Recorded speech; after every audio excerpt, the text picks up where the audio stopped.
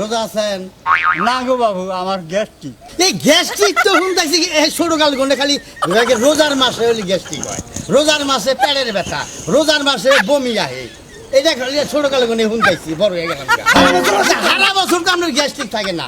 নিয়ত করে হাল দেন, রোজা আইলি পারে আমি রোজা থাকবো, 5 ওয়াক্ত নামাজ পড়মু, তাই গ্যাস্ট্রিক হবো না। কি আগে নিয়ত বড়, নিয়ত করো, কি মন থাকবো?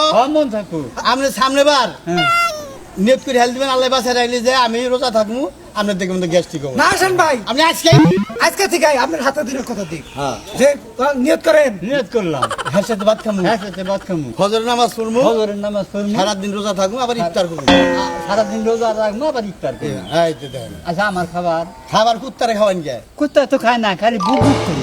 তাহলে বোঝেন সুদখোরের খাবার কুত্তারেও খায় না, হে বুক বুক করতেছে।